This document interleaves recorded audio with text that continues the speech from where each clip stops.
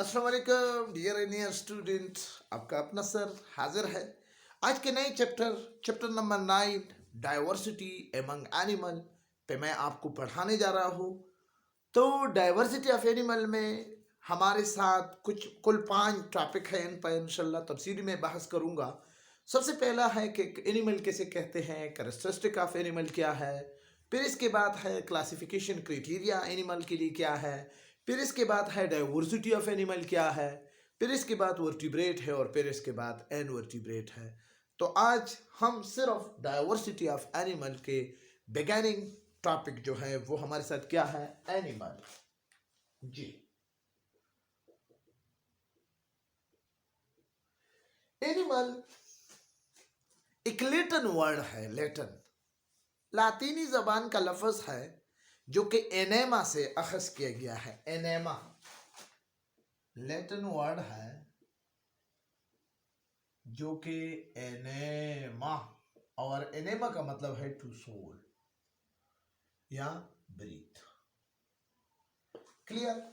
यानी रूह को कहा जाता है ऑक्सीजन गैस का अंदर ले जाना, किसी का बाहर ले जाना, कराना, तो इसको हम कहते हैं एनिमा। ठीक है। अब एनिमल का प्रॉपर डिफिनेशन क्या है, तो सबसे पहले आपको मैं इनकी कैरेक्टरिस्टिक, जो बेसिक इसकी कैरेक्टरिस्टिक है वो बताऊं। सबसे पहला जो कैरेक्टरिस्टिक है एनिमल में वो क्या है कि तमाम एनिमल क्या है, यूकेरियोट है। यूकेरियोट, आपको पता है कि ऑर्गेनिज्म दो किस्म के हैं, एक प्रोकैरियोट है, एक यूकेरियोट है। जिसमें सिंपल सेल मौजूद है उसमें उसको प्रोकैरियोट कहा जाता है। जिसमें ट्रू सेल मौजूद है, ट्रू सेल का मतलब है कि राइबोसोम, एंडोप्लाज्मिक रेटिकुलम, माइटोकॉन्ड्रिया सब कुछ प्रॉपर तरीके से मौजूद हो, मेम्ब्रेन बाउंडेड ऑर्गेनील भी मौजूद हो, तो फिर हम उसको कहते हैं कि ये यूकेरियोटिक सेल है। अब जिस में यूकेरियोटिक सेल हो तो फिर हम उसको क्या कहते हैं कि ये यूकेरियोटिक ऑर्गेनिज्म है। सबसे पहले एनिमल क्या है, सारे यूकेरियोटिक है, प्रोकैरियोट एनिमल नहीं है। दूसरी बात, एनिमल क्या है, मल्टी सेलुलर है। दूसरा कैरेक्टरिस्टिक मल्टी सेलुलर है एक्सेप्ट क्या, प्रोटोजोआ। दूसरा कैरेक्टरिस्टिक क्या है, प्रोटोजोआ के अलावा बाकी सारे उसमें they have many cell in their body, या the body composed of many cell. ठीक है ना, many cell in the body, तो इसको हम कहते हैं मल्टी सेलुलर। कोई सिंपल है, कोई कॉम्प्लेक्स है, ये आगे फिर प्रोटोजोआ के अलावा। फाइलम प्रोटोजोआ वाहिद क्लास है जो सिंगल सेल बॉडी है।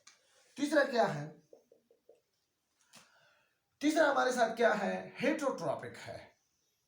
हेट्रोट्रॉपिक यानी ये अपने खुराक को खुद तैयार नहीं कर सकते, दूसरे लिविंग बॉडी पर, प्लांट पर ये क्या करते हैं, इन्हिसार करते हैं। आपको पता है कि एनिमल को कंज्यूमर कहा जाता है, प्लांट प्रोड्यूसर है, पैदा करने वाला, और एनिमल खाने वाला, इस्तेमाल करने वाला। जी, चौथा क्या है, चौथा कैरेक्टरिस्टिक एनिमल के क्या है, मोटाइल। ये वो कैरेक्टर है कि जिसकी बुनियाद पर हम कह सकते हैं कि ये क्या है, ये बहुत ज़्यादा एडवांटेज इसको देते हैं मोटाइल कैरेक्टरिस्टिक। यानी ये अपने जगह पर फिक्स नहीं होता। बहुत सारे जानवर अगर अपने जगह पर फिक्स होते तो शायद आज उसकी एक स्पीशी भी हमें नहीं मिलती। ये मोटाइल ही इसको क्या करते हैं, आगे ले जाने में इसकी स्पीशी को मदद देते हैं और मुख्तलिफ किस्म के एनवायरनमेंट को देखने और उसमें पर एडेप्टेशन करने में हेल्प देती है। बहरहाल motility, they have not fix position. ठीक है ना, तो ये इसका एक और। पांचवा क्या है, ये हेप्लाइड है। हेप्लाइड का क्या मतलब है, हेप्लाइड गिमीट्स। इसमें जो गिमीट्स है, जो कि रिप्रोडक्टिव स्ट्रक्चर है, जिनसे रिप्रोडक्शन होती है, जिनसे आगे इसने अपने स्पीशी ऑफस्प्रिंग को पैदा करने होते हैं, वो हेप्लाइड गिमीट्स होते हैं। यानी अगर स्पर्म और ओवा की मिसाल ले ले तो स्पर्म अलग है, एन है, और ओवा अलग है, वो भी एन है। डिप्लाइड यानी जिसमें फुल क्रोमोसोम तादाद पूरे हो, 2n, तो ये हेप्लाइड है। क्लियर जी, आगे जाते हैं। इसके अलावा एनिमल क्या है, एनिमल को हम कंज्यूमर कहते हैं, कंज्यूमर। ठीक है, अब ये कंज्यूमर क्या है, हर्बियोर भी हो सकते हैं, कार्नियोर भी हो सकते हैं, ओमनियोर भी हो सकते हैं। कार्निवोर उस एनिमल को कहते हैं जो गोश्त खाते हैं। हर्बिवोर उस एनिमल को कहते हैं जो प्लांट खाते हैं। ओमनिवोर उस एनिमल को कहते हैं जो गोश्त भी खाए और प्लांट भी खाए, ठीक है ना। तो उसको हम, तो आपको एनिमल में ये सारे ग्रुप के ऑर्गेनिज्म आपको मिलेंगे। क्लियर। इसके बाद है जी 7 कैरेक्टर, ये ओवापेरिस भी है और विविपेरस भी है। विविपेरस और ओवापेरस किसे कहते हैं? ऐसे एनिमल जो अंडे देते हैं। The animal which lay egg is called oviparous. The animal which lay directly to the young one which do not lay egg is called viviparous. Give young one to the directly young one, ठीक है ना। तो इसको हम कहते हैं viviparous. Clear. इसके अलावा एनिमल का जो आउटर मोस्ट कवरिंग है, ठीक है ना, वो प्लाज्मा मेम्ब्रेन यानी सेल मेम्ब्रेन पर मुश्तमिल होता है, जो कि एक यूनिक कैरेक्टरिस्टिक है। क्लियर। तो वो भी इसमें मौजूद होता है। तो ये हमारे साथ कैरेक्टरिस्टिक ऑफ एनिमल है। अब जी मैं आगे ले जाने जा रहा हूं। क्लियर। अब जी मैं आगे ले जाने जा रहा हूं animal classification criteria. Classification, animal की क्लासिफिकेशन क्राइटेरिया जो है वो क्या है, वो मुख्तलिफ है। क्लासिफिकेशन क्राइटेरिया, अब आपको पता है कि क्लासिफिकेशन किसे कहते हैं और क्लासिफिकेशन क्राइटेरिया फॉर एनिमल, यानी मुख्तलिफ क्राइटेरिया एनिमल के लिए रखा गया है कि इस क्राइटेरिया से अगर हम इसकी ग्रुप बंदी करें, क्लासिफिकेशन कहते हैं ग्रुप बंदी को, ठीक है ना, दर्जा बंदी को, कि ये एनिमल किस ग्रुप में होगा, ये एनिमल किस ग्रुप में होगा, उसमें कौन कौन से खुसूसियात होंगे, ठीक है। तो उसको हम कहते हैं क्राइटेरिया, कहते हैं कि एक नुकात फार्मूला रखा जाता है कि इस फार्मूले पर इसको तोलना है। तो on the basis of similar and dissimilar characteristic when we classify animal, then we have different criteria for this animal group. तो सबसे पहला जो क्राइटेरिया है वो क्या है? सेलुलर कंपोजिशन है। पहला क्राइटेरिया क्या है? सेलुलर कंपोजिशन की बुनियाद पर एन एनिमल जी, यानी इस क्राइटेरिया में आपको वो ऑर्गेनिज्म जिसमें एक सेल मौजूद हो, ठीक है, वो ऑर्गेनिज्म जिसमें एक सेल मौजूद हो, तो उसको हम क्या कहते हैं कि भाई ये क्या है, ये क्या है, प्रोटोजोआ है। वो ऑर्गेनिज्म जिसमें सेल तो एक से ज्यादा मौजूद हो लेकिन वो सेल टिश्यू नहीं बना सकते, तो फिर हम उसको कहते हैं कि ये पेराजोआ है, ठीक है। वो ऑर्गेनिज्म जिसमें एक से ज्यादा सेल भी मौजूद है और टिश्यू भी बनाए, ऑर्गन भी बने, सिस्टम भी बने, तो उसको फिर हम कहते हैं कि ये मीटाजोआ एनिमल है। क्लियर। अब जी इसके हवाले से protozoa single cell animal, zoa animal को कहते हैं, जैसे फाइलम प्रोटोजोआ का एनिमल है, पैरामीशियम है, अमीबा है, ये सब कुछ। और दूसरा है क्या, पेराजोआ, वो एनिमल जिसमें एक से ज्यादा सेल तो मौजूद है बॉडी में लेकिन टिश्यू नहीं बना सकते, ऑर्गन नहीं बना सकते, सिस्टम नहीं बना सकते, तो उसको हम कहते हैं पेराजोआ।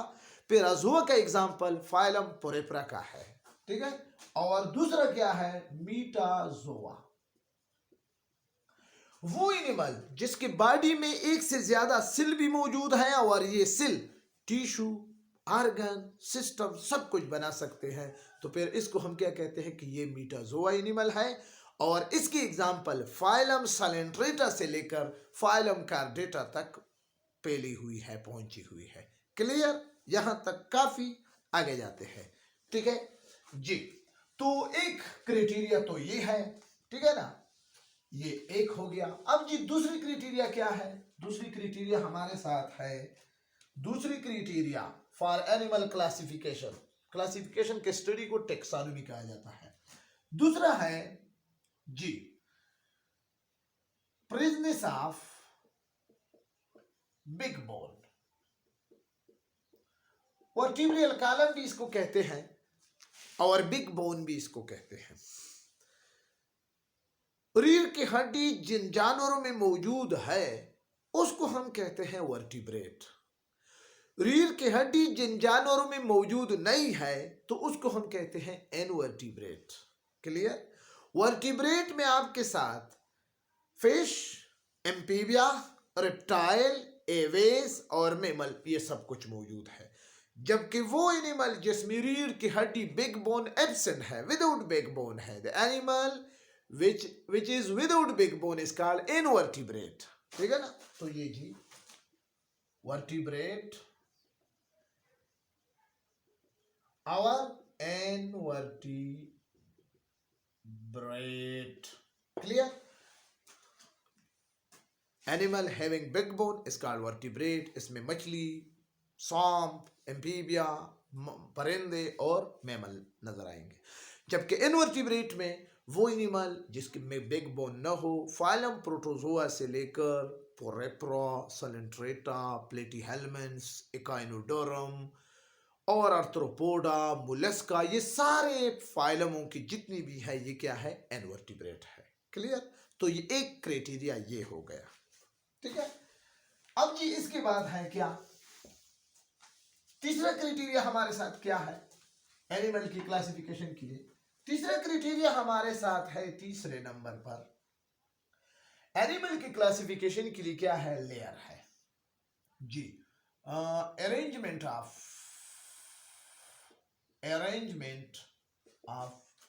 Layer and cell.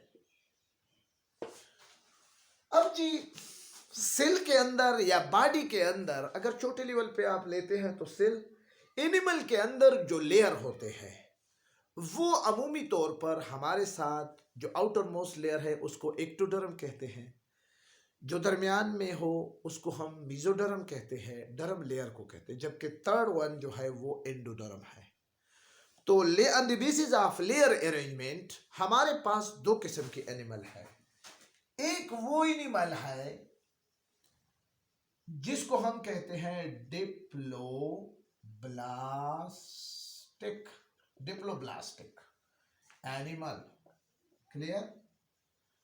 एक वो एनिमल है जिसमें ट्रिप्लोब्लास्टिक एनिमल। क्लियर? वो एनिमल जिसके बॉडी में दो लेयर मौजूद हो उसको कहते हैं डिप्लोब्लास्टिक एनिमल। वो एनिमल जिसके बॉडी में तीन लेयर मौजूद हो उसको कहते हैं ट्रिप्लोब्लास्टिक एनिमल। डिप्लोब्लास्टिक एनिमल की सूरत में एक्टोडर्म और एंडोडर्म होगा। ट्रिप्लोब्लास्टिक की सूरत में आपके पास एक्टोडर्म, मेसोडर्म और एंडोडर्म सब कुछ होंगे। ठीक है? यहां पर डिप्लोब्लास्टिक एनिमल पाइलम प्रोटोजोआ से सलेंट्रेटा तक जितनी भी एनिमल है वो सारे डिप्लोब्लास्टिक है, यानी उसकी बॉडी में दो। जबकि आगे प्लेटीहेल्मन से लेकर कार्डेट तक सारी एनिमल क्या है? ट्रिप्लोब्लास्टिक एनिमल है। ठीक है?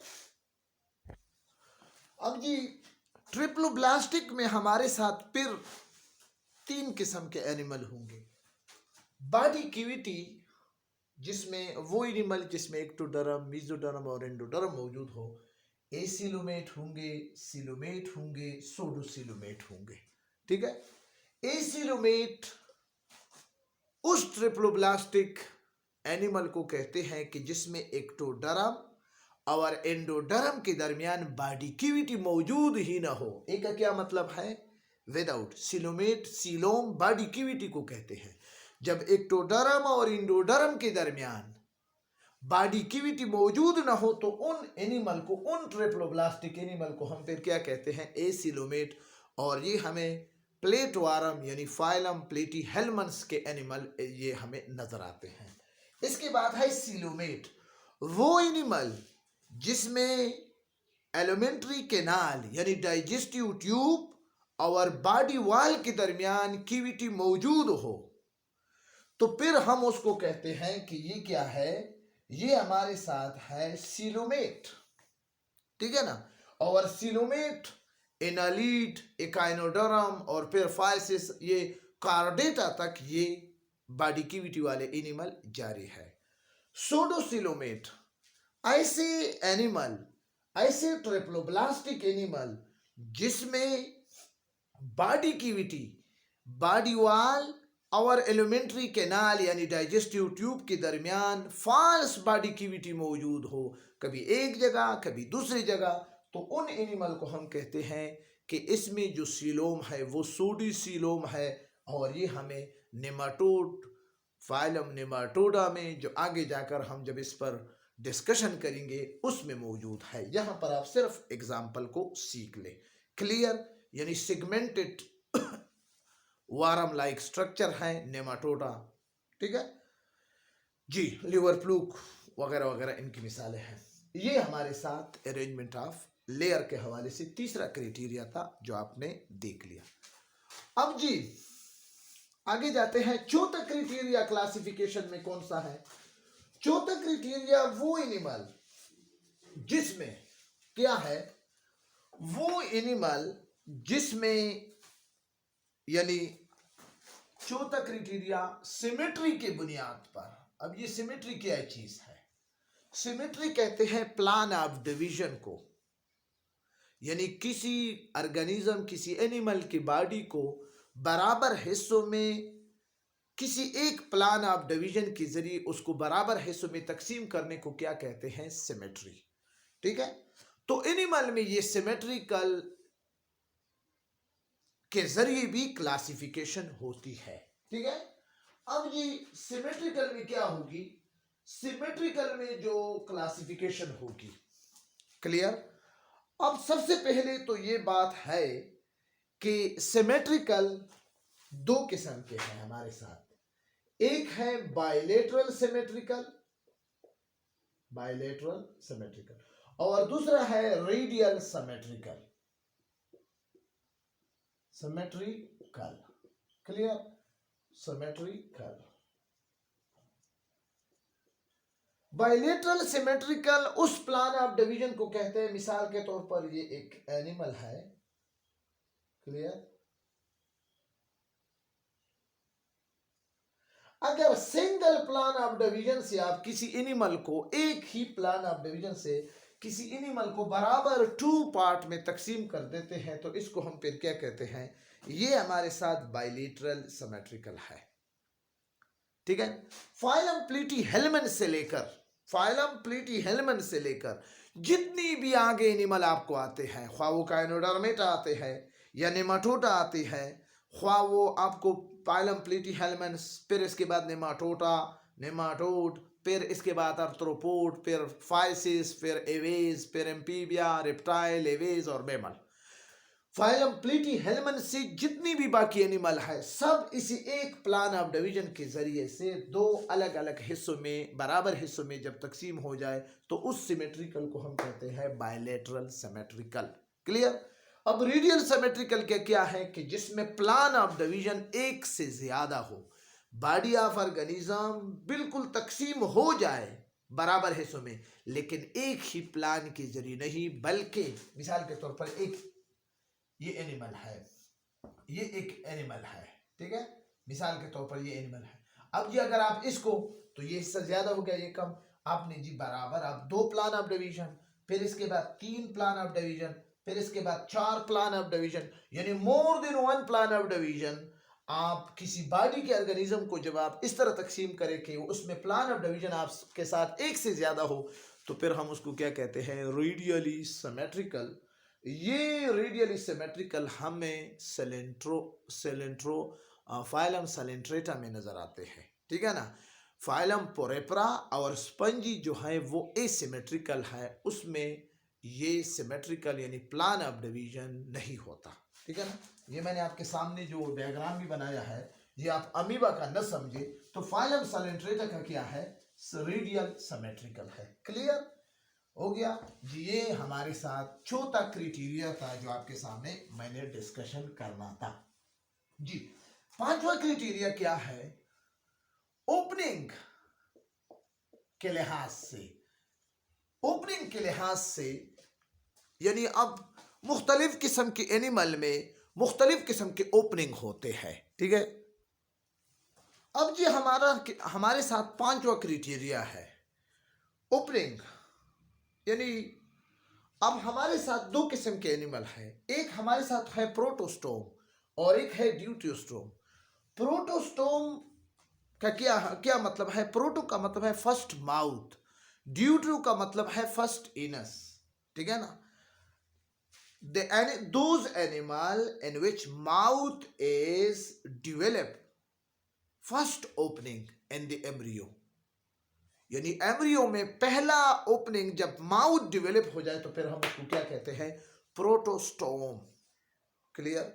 अब प्रोटोस्टोम में हमारे साथ जो एग्जांपल है वो नेमाटोडा का है, एनालेडा का है, फाइलम एनालेडा, फाइलम मोलस्का का है और फाइलम मोलस्का के साथ आर्थ्रोपोडा का है। नेमाटोडा, आर्थ्रोपोडा, फाइलम मोलस्का और इसके अलावा फाइलम एनालिडा, ये इस ग्रुप के क्या है? एग्जाम्पल है।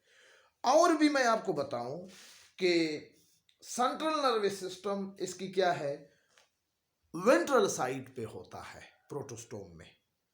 ये देखो वेंट्रल साइड है, ये डॉर्सल साइड है।